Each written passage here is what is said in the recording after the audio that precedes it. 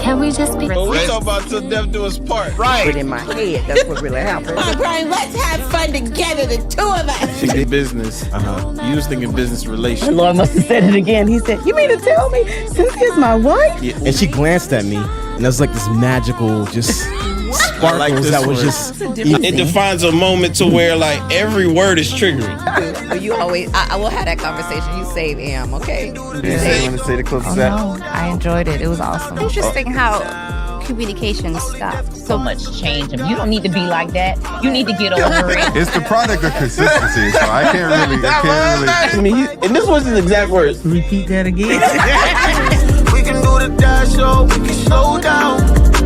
Saying like you have a ride or die, regardless of what happens and what we see. Yes, but good. like it's going to grow, and I think that's something that like y'all can share particularly very well because there's a lot of people who aim for places you guys have been through, and I can hear it, and I would just love for you guys to like just pull out like how important that is. That once you become these business owners, and you actually do have staff members, and you actually are growing a business, you've shifted from a place. Yeah. So now it's not just simply about your progress, right? But progressing something that can progress others. Yeah. Like you always say, it's bigger than us. Yeah. And so now you learn that comfort is not just a decision you're making, but your decision of comfort now affects other people's lives. Yeah. And so I hear a lot of people, they don't see that part of it, but I would love for y'all to talk about like that part of it, of understanding that like,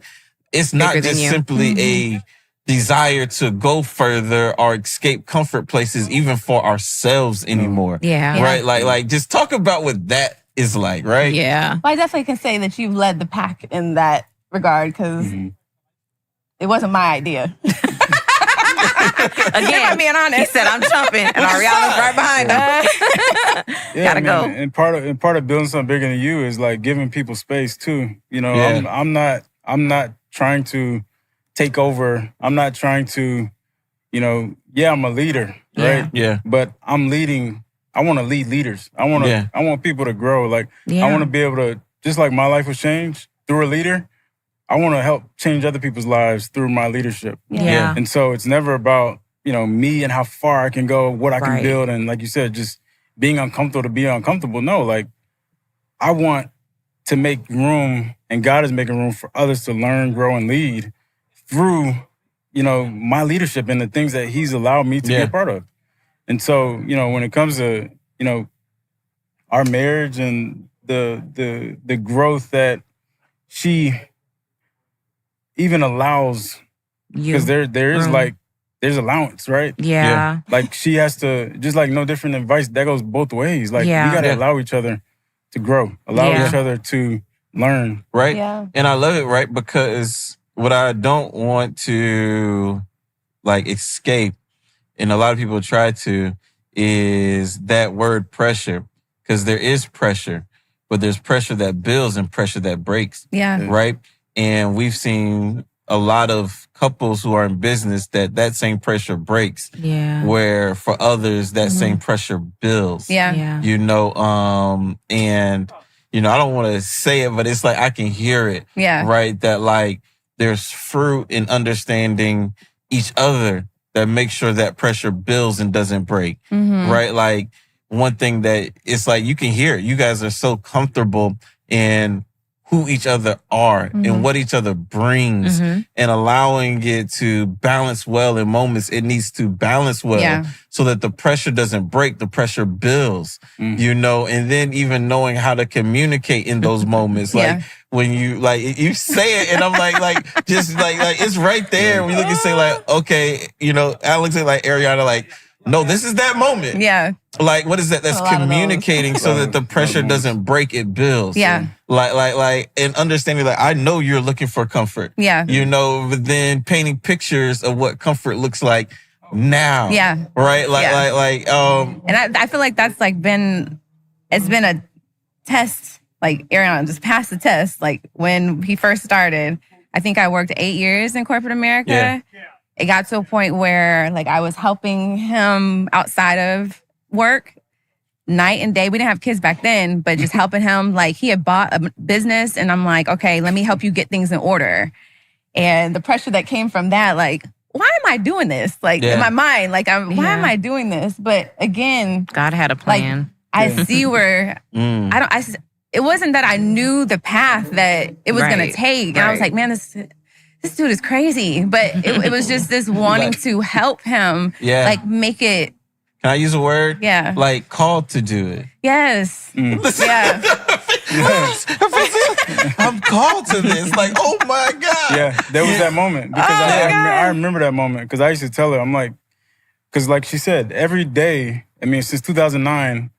So like 2009 to 2016. Yeah, she would be helping me after behind work. the scenes. Because again, like finances, like it was me and my dad. We started the company 17 years ago. And just swiping. Yeah, I mean, Ariana said just swiping. Yeah, we were everything. Yeah. So we were the project managers, we were the superintendents, I was the accountant. So many inefficiencies. Right? Like you wearing all the hats. Show. And so like Two-man with band. no corporate background, no education, like no nothing. Wow. Like we didn't really know how to run and operate a real business. Yeah. Right. And so it was learning on the job. Like we're building the plane as we flying it the entire time. And we still are. I love that. Building the plane while you flying it. And so that's dangerous. Yeah. So faith is like when she decided, when we really made a decision collectively. No, you told me. I've been telling her for years, he was like, babe, I need you to leave. I need you.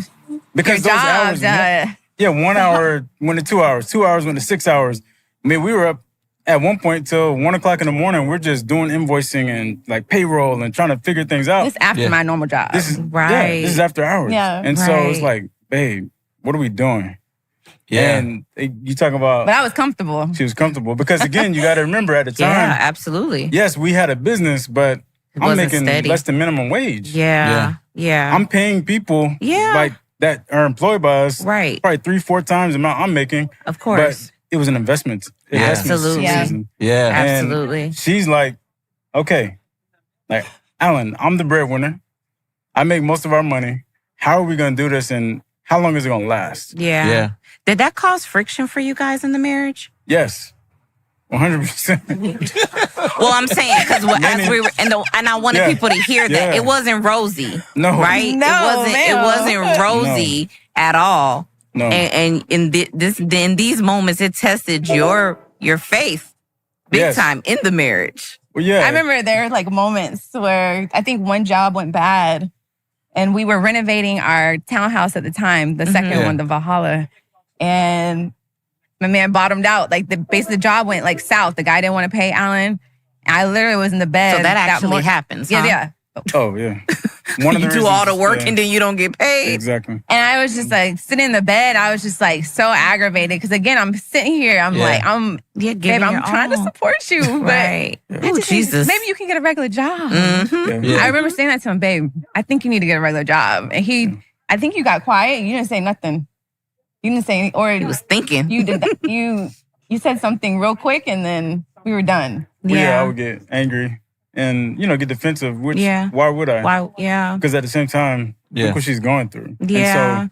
And so, I mean, I filled out many job applications, and that's a humbling moment for me as a man, as a provider. Husband, it was very humbling because I knew what God said. Yeah. But then I'm challenged with looking at my wife crying. Jesus. And bills need to be paid at the same time. So for me, it was a, you filling out the job application. You talk about work ethic. Like if I need to work 24 hours a day, like I will. Yeah. Like that's where I was at. And so it was even that much harder to not be able to provide. Yeah. Knowing that like I'm willing to. Yeah. But God said no. Like that. Oof. That was hard. Yeah. For years. That wasn't like a short, like a month. Yeah. Like, that was years of that. Yeah. Not being released to go to get another job, not being released to go work and go hustle. Because I will hustle. Yeah. And so. Pre-Jesus. Yeah. What you say, Ms. Green? I said pre-Jesus. You said pre-Jesus? But, as you guys are talking, right, and I'm like, man, because it's just certain things are just principles, right?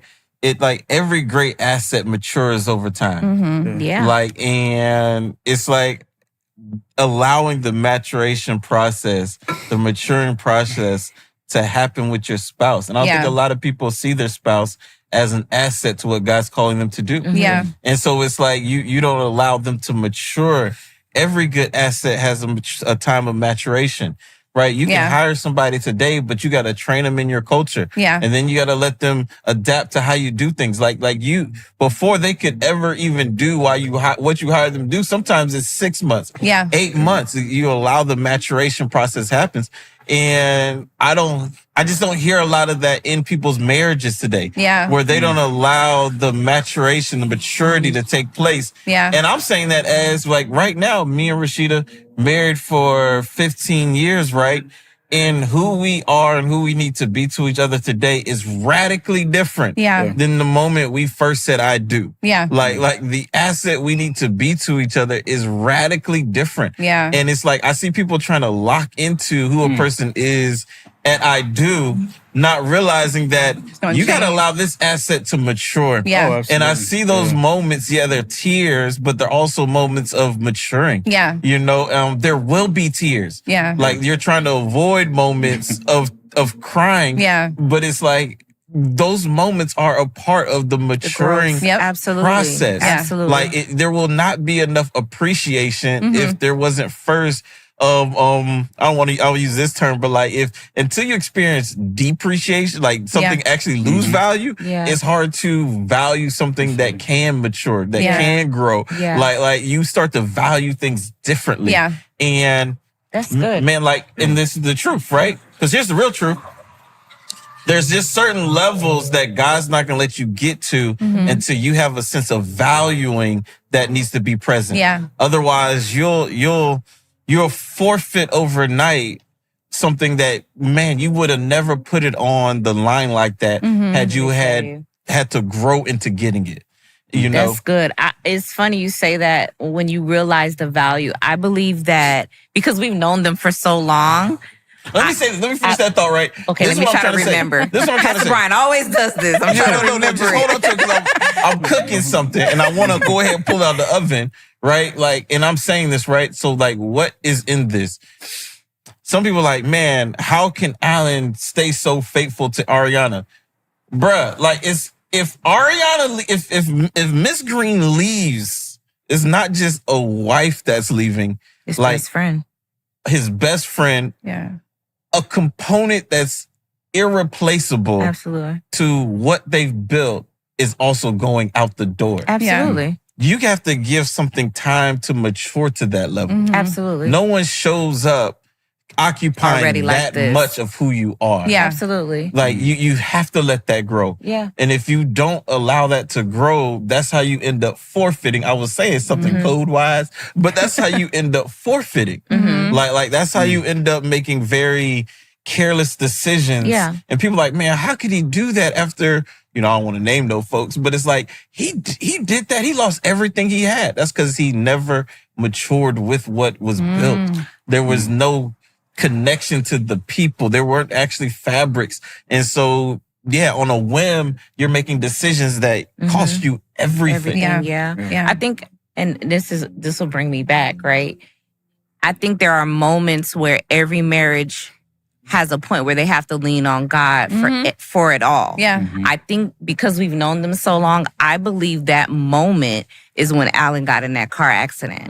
Because that's when I saw their marriage evolve. I felt like, it's almost like I saw it. And then when you got into that accident and your family, especially your wife, was tested in that moment, it almost like was a bright light where it burst, but for good. Then you saw the evidence of the sprinkle of the light because of what you guys got through. I think you should share that because it will help people. I felt like it was just, it set your marriage on a whole nother level of appreciation. I will say, the way that I was raised in terms of like the man being the provider, like looking, it, in that moment of where maybe it didn't necessarily fit in that box, as when we started our marriage, like that's the part where my relationship with God even grew to a whole nother extent. Yeah.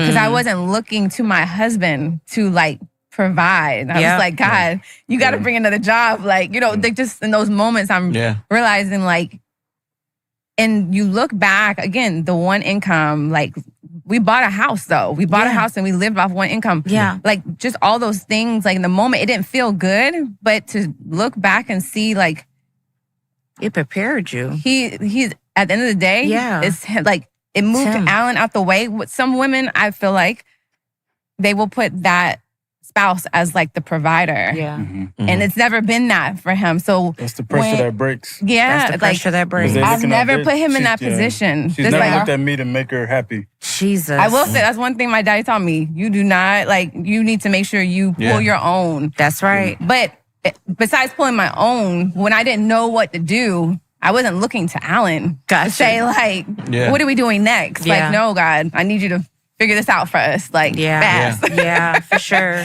So it's been like this evolution of like, it's been a blessing. But I will say it's the lessons that, or the dependence that I have on him back then, like it's even grown to like 17 years later. Absolutely. Like there's just things I don't know and I know he don't know. Like, but God, I need you to help me. But it's just, you know, and we understand that, I think, for both of us. We're not looking to each other to be this like ultimate soul. Like, no, God. That's who's leading the show for us. People are breathing, they're gonna disappoint you. Yeah. I don't care how close you are to them. Yeah. I don't care if your husband, your wife, like it doesn't matter. Yeah. They will disappoint you. We're different people. And like you said, making that room to allow us to learn and grow is huge. But she's never put that pressure on me as a man to be, you're the provider. Why isn't this happening? Why isn't that happening? You're supposed to make me happy. You're supposed to buy me this, buy me that. Jesus. There's never been that. Yeah. And granted, I'm the one that I love to buy her everything, like whatever she wants. That's always been a thing for me. There was one Christmas, our first year married. Of course, here he is trying to be that person that he knows that's not the season for that. He bought all these Christmas gifts. Where did this money come from? I know you ain't, like, I see the money that's coming in. I made him return every one of those gifts. Wow. Every one of them. She did. But out of his heart, trying to do something that, like, I just wanted him to see, like, I'm not looking for that. I don't need these things. Let's bake this cake. Let's bake this cake, right? No, he returned all of them. He had some cute boots and everything. I said, Jesus, no, just return them. But talk about that, Ms. Green, because that is not heard. Yeah. Right? Like, that is not heard. You know how many wives I've heard, they know their husband just made an irrational decision. Yeah. But because of their, I'm gonna say this, like their hunger and thirst in the moment, they let it go. Yeah. Instead of saying like, it's okay. Yeah. Like take it back. Yeah. Because that ministry is so much stronger. Yeah. Right? Like so just like you gotta unpack that. You gotta make that cake a little more. I'm always a believer in like seasons, right? Like you need to know what season you're in. Like and certain seasons don't call for certain things. And it's okay. That can still be a desire, but at the same time, like you have to have wisdom and be a good steward. Yeah. And those things will eventually happen. But I don't know. I've never been. You know, I want to be in the room. Okay. Yeah. Are these gifts wrapped? They are wrapped. These gifts are wrapped. It was like our first Christmas at the first townhouse that we bought. And you opening them up. These boxes are full of goods that you were like, I love this. Yeah. But I know. Like in the moment, did you say, like, did you? I did, didn't I? Yeah. In the room. And it was graceful. Yeah. I mean, because she knows my heart, too. She knows that I love to buy her things. Like, just think about this, and you're helping somebody else navigate. Listen, Christmas is here. It's coming. Right. And there's about to be a lot of irrational, dumb decisions made. Yeah. And and so like you know what I'm saying? Just imagine someone's like, okay, give me some verbiage. Give like what like I don't know. I feel like things like that, like you entertain that. You're supposed to be a united couple, like with the future together. How is that impacting your future? Yeah. That's just how I think. The decisions that we both make together, at the end of the day, they're going to impact both of us. Yeah. So me wanting to be cute in my boots, where is that going to lead you? Where is that going to, like, 6 months from now, how is that going to impact us? Yeah. And that's the part where I think, again, just how we've kind of matured together. Like, I love you for who you are. Like, I don't need all this extra stuff to make me feel some type of way. She's always been like that. I mean, to the point where it didn't matter if it was, look, I'm gonna help you. I'm gonna paint your nails for you. Like, There was a time where Alan actually cut my, like, when we were, there was a lull, like, and I had like the short do, but it was relaxed. He would cut my hair and relax my hair for me. But she was okay with it. It wasn't like we're having to sacrifice. It was like, this is part of it. Yeah. But you guys worked together as a team. You did it together. Together. And it was never a point where you pressured her. She makes me feel as if there's something I can't do for her, there's never this like feeling of this insecurity or lack because of something I can't buy, something I can't provide, or something I can't do. Yeah. There's never been that. But again, I think that's going back to, like, when you truly know who your source is. Yeah, I'm not looking to you. Like, we can make great things happen together, but at the end of the day, I know it's not you. Like, that's right. Yeah. It's not you. So and I'm thankful for that. Because like you said, that pressure that breaks, that's the pressure that breaks, is the one that comes from a person and then your expectation, and you're not able to manage that expectation. And so now you give into that expectation. And now that does cause friction. That does cause conflict. Right? You stir up something that's not ready to drink. I mean, this is how I be seeing things in my head. Yeah. Because, right, like, let's be real, right? That, like, those things, I love it. The Bible tells us God gives us all things to enjoy. Yeah. So it's not like there's not enjoyment attached to these things. But when you enjoy things out of season, you're stirring up drinks you can't drink. That's right. Right? So you start to, like, you start to feed something that needs to starve. Yeah. And the fact that you even gave it like a bite, now it's starting to grow an appetite. Yeah. Right? That's what I see that a lot of people don't realize, that it's like when you do it out of season, right? You just gave something, you just fed it something, so now it has an appetite that it didn't even know what it tastes like. Up, right? I tell the people, for people to get a similar feeling, it's like, oh, you're supposed to be on a 3-day fast. Then on like day 1.5, you give yourself a little taste. It's amazing how much more it screams for you.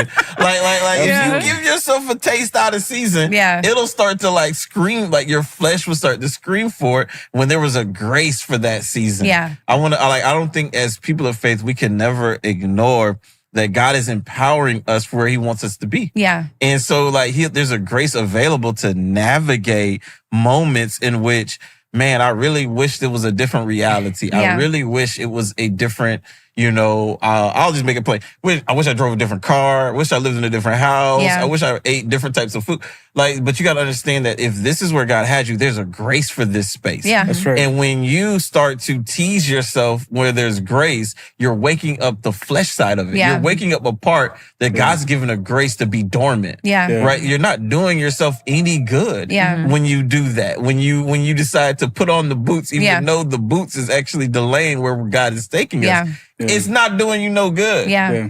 And we've always been like that, just doing the best we can with what we have. Yeah. And we're going to max it out. And we're going to have joy, like you said. We're going to enjoy it. It's not as if, like, those broke moments, like, we was having fun. Like, we was good. When I was permanent hair, cutting hair, like, we didn't have money to do a lot of things that we had these, like, dreams and hopes of doing. But in those moments still, we were good. Yeah. And settled in the fact that, hey, this is where we are today as we're going and leaning towards where we're, walking towards where we're headed. But no, we having a good time. Yeah. So let's talk about it, right? How old is Envision, right? Envision is going on 17. Yeah. Going on 17 years old, right? What are some moments you look back that you thought, like, this is absolutely the end, and now you just laugh at those moments?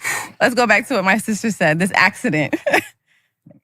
That was when I literally thought, like, that was when I literally thought, like, it was the end.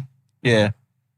Yeah. I mean, the accident, was definitely You were in a car accident. 2017. A month after having our daughter. A month after having Ava. Yeah. And I was just I dropped my truck off after work, going to pick up dinner. Well, Leslie, why don't you go ahead and like tell them what I was pregnant, but you needed the gift. You needed the push gift. So he went and bought him a classic car in the backwoods of Georgia. Yeah. Got himself a car. Yeah. Okay. When I love cars. 6 months pregnant? I love cars. And I was looking for a reason. Yeah. And that was it. Reason to jump. And he had credit. So now he got credit. So now he goes. Okay. Let's get there. So you went and decided to go. You got it. Okay. I decided to get this car, and I was like, you know what? I'm about to have this baby, and when people have babies, like things get different. Okay. And this is my opportunity before I have this baby to get this car. Mm-hmm. And so I got the car. Found the car. Got the car. He had it 4 months? You had it 4 months. I think it was longer than that. Because you had the baby already. From February to June, he had it.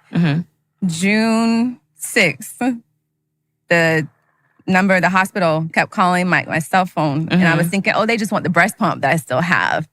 They called me that day and said Alan had been in a crazy accident. You were he had to be resuscitated. He was put in a induced coma. Had what were those things? The lung to get the blood out of his lungs. Yeah, the two. So he was in a coma for 2 weeks while he tried to recover. They said the only reason why he did recover, obviously God, but his physical fitness. But when he woke up, that's the part that was scary. Okay. Yeah. And Pastor Powe had just passed 3 months ago. Yeah. He didn't remember nothing. Yeah. That's crazy. And we had a round-the-clock rotation. Brian would come. Yeah. I would come. His uncle would come. Yeah. He wasn't the same person. Okay. Yeah. But as like me in this support role. Okay, there we go. And he's leading the company. Like, where do we do? Like, life ain't stopping. Stuff ain't stopping. We got employees. Like, okay. That was a really that was a really challenging moment for me. Yeah. Just as, again, I'm healing from having a little girl 4 weeks. Like, I had to have major surgery to have her. So that was a lot in 2017. Between like April, May, and June, with me being with him, with me being admitted early for bed rest, Ava being in the NICU for 2 weeks, and then 2 weeks to the day, like he got accident. Yeah, into the accident. Like, we were all at TGH for like 3 months solid. So Alan gets into this accident. He don't remember nothing. God heals him. Yes. So he wakes up. He doesn't remember nothing. And kind of share with us how that evolved. Well, you know what I did? Happened. I went to Walgreens. I went and printed a bunch of pictures. I said, you finna remember something. Like, you finna remember something. Because he didn't remember Ava. Again, he didn't remember your dad transitioning. Yeah. Like, at the thought of But he knew exactly who you were, though. Exactly, he did. But I've been around a long time, though. That's what I'm that's saying. The part I was like, making sure right there to me is just a blessing within itself. Yeah, you that's wake so up, true. You don't remember. He had a brain bleed, so that's the part where it started impacting the memory. Gotcha. And the neurologist, I kept asking him, like, okay, when are we going to get back to normal? And he was like, I can't tell you that. Like, wow. Yeah. And that's that part I was like, literally, as I'm going across the bridge from Davis Island, I'm like, what is, like, and I got this baby that my mom is keeping, like, what are we doing here? This like, is where your faith, where you said at one point you can't rely on. But there was, I guess, too, there was like, even in the midst of like the moments, right, of like wishing this didn't happen, like, why, I just wanted a breezy maternity leave. You know what I'm saying? I just wanted to be able to rest. Ariana, you already know this about your life. It ain't easy. But I still had peace. Like, it was just a peace I couldn't explain. But it was still a moment where I was just like, okay, what do we move forward? And this is where 2 weeks later, when he comes out of the coma, like, I'm having to bathe him. I'm having to feed him. Yeah. My mom had to move back in so she could help me take care of Ava. And I think, we had to help him get up the stairs with the little belt thing. Like, all these things, this is complete opposite of the person that I know. And to have to be able to take care of him and like still help his dad run the business. And I got a newborn. Yeah. That's what I'm saying. Looking back. Yeah. I don't know how I did it, but the resilience that I know how you did it. Let's go, Miss Green. I know how you did it. I know how you did it. And again, that changed your marriage tremendously. Now, I will say, there were moments when he started to get a little better. I was resentful. Like, I was like a little bit low-key resentful. Real talk. Yeah. Of like, you didn't have to have this car. Like, she didn't want me to get the car. Yeah. And I was like, I'm getting this car. Yeah. So like she said, after all of that, the resentment kicked in. Yeah. And now you're mad at him. I'm mad. Yeah. Like, when did that I'm sure that affected things. I think he felt it, even though you were still healing and like absolutely. Yeah. So then there's a moment where you let that go. Downstairs, I'm mad at you. But this is real talk because it happens in real life. Yeah. I mean, there are moments where I text my sister. I was just like, I'm trying to like. That was me. She talking about But it was just, it was. It was definitely a journey. Till death do us part. Yeah. That's what you. I'm That's what you hungry, signed. and I'm like, my man say he hungry downstairs. Man, I just want a sandwich. Like, why is it taking so long? I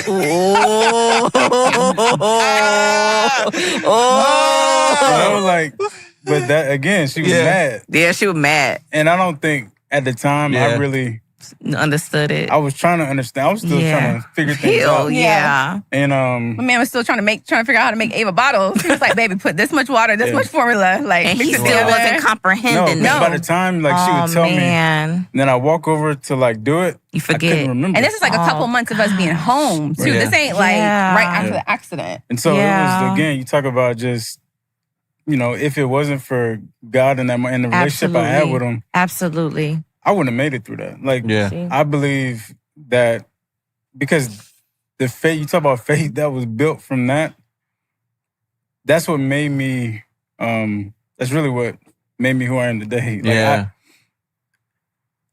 I wouldn't, at the time, not really being able to know, I didn't even know the log, I couldn't even figure out the log into my computer, my laptop. Wow.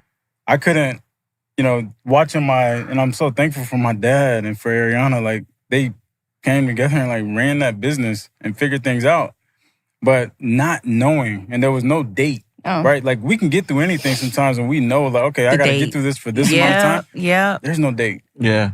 You don't know if and when your memory's coming back. You don't know if and when you're ever going to be the same. Yeah. And that's physically and that's mentally. Yeah. When you're so used to doing things and making things happen, working, working out, like doing whatever you got to do to get things done, and now you can't even you can't be useful. Yeah. And all of this being tied to a decision you made that she didn't even want you to make to begin with. That's it. I think that was the part too. There's a whole... Yes. But nothing happens. Nothing happens by mistake. Yeah. I really truly believe that. Not that this opportunity happened because it was supposed to. I really think God uses all of it. Oh yeah. Because at the end of the day, we aren't being called to be anchored to outcomes. Right. We're anchored to faith. Yeah. Right. Absolutely. And whenever your life is anchored to outcomes, you can't recover from those moments. That's right. Yeah. When you're anchored to what you want to see on the other side, when you're only working for outcomes, you can't survive those moments. No. That's right. But when you're anchored to faith, when you're anchored to trusting God, then even in those moments, you trust God through it. That's right. Like it's a different. We respond differently because of what we're anchored to. Yeah, and I know Ms. Green's been talking about like, oh man, Alan and just the things that he does. I think this has been a great moment to you. You're kind of a dog too, Miss Green. What you mean? Like you're a big stepper. You know what I'm saying? Like I know you. In the conversation is driven toward Alan, but there's a lot of dogmatic ways that are good. Yeah. That is complimenting him. That's what he's saying. Like for Yeah. You know what I'm saying?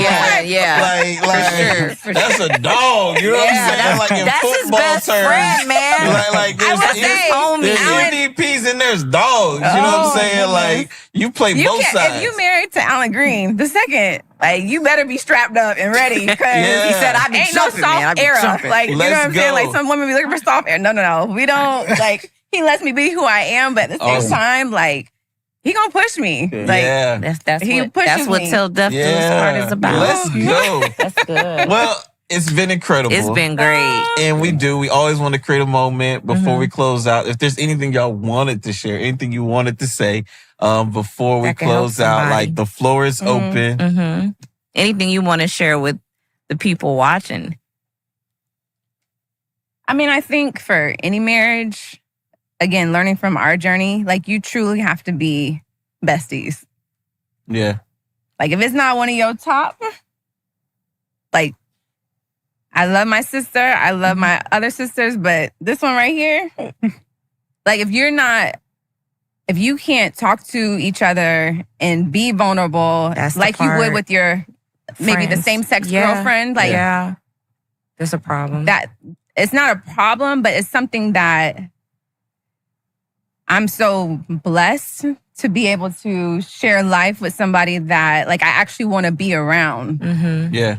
And that's just because we've learned to grow with each other. Yeah. And like, again, there's going to be highs, there's going to be lows, but at the end of the day, you know I'm here. Yeah. And that's the part where I would want that for everybody because I feel like there's just so many benefits. When those things come, when those challenges come, there's things that help you override some of the feelings you might have or the, you know, but like you said, the pressure that breaks. Like we're pressured every day, but at the same time, like when we come home, like if we look at each other, we can talk with our eyes. Like that's where we're at in life. Like we don't have to talk much. We talk to people all day, but we can talk with eyes and know where we are. Yeah. Like that part, like I hope that for everybody. Like that, I really feel like that helps. And just with our parents being both divorced, like learning from those things of like what broke them. Like we refused. Like it was not going to break us. And so I just hope this was helpful to know that the value of friendship is really should be the foundation above all else. Yeah. So Amen. foundation and faith. Thank you, guys. Yeah, I would just say to piggyback off what she said, you know, love is not enough. And like that friendship, the relationship, you know, is it means everything. Yeah. And, you know, someone shared something with me and then I still hold on to this day. You know, discuss daily, date weekly, and depart quarterly. Yeah. Whatever that means to you in this season of life, like do it. Yeah. Like you gotta stay in relationship, you gotta stay in communication, because as you mentioned, we're changing, we're evolving, we're growing every day. Yeah. And so I don't have this expectation that, oh, I knew her when she was 16 or 14, 13, like, so I know her. No, I don't ever take that for granted. I gotta still get to know her. She still has to get to know me. Yeah. And so we're constantly, we gotta communicate, we gotta talk, we gotta continue to learn each other. Observe and get to know each other. And so there's never a moment where love is enough and you can take, you know, just that communication and relationship, the friendship for granted. Right. Yeah. That's beautiful. Well, thank you guys. Thank You know, Thank you for having we us. so much Thank you. appreciate you guys Wasn't that bringing bad. us. We're here on site. And I was if nervous. you want to tell us where we are, you know, it's a beautiful place, beautiful On a spot. thrill ride. That describes our describes our life. We're at the Motor Enclave here in Tampa. This is gonna be new home of Envision. We're in the process of a build out as we speak. And it's exciting. It's a beautiful day in Tampa. Awesome. There's a, you know, track behind us, event center behind us, and Awesome. Well, thank you guys for tuning in. We pray that this episode was a blessing to you. And as always, right, till death do us part. No matter the quest, I'm with you to the end. Through the tears and smiles, rain, sunshine, the clouds. Can we just thank God for the medal? Cause only death can part, but thank God for now. Baby, let's take a scene now. We can do the dash show, we can slow down. I think we found our rhythm now. Only death could part us, but thank God for now. All is fair in love and we're okay, I know that's true. Some may pray on us, but we just pray through. Baby, let's take a scene. We can do the dash show, we can slow down. What if we laughed at the things the enemy tried to kill us with? Refuse to hold a grudge even for a little bit.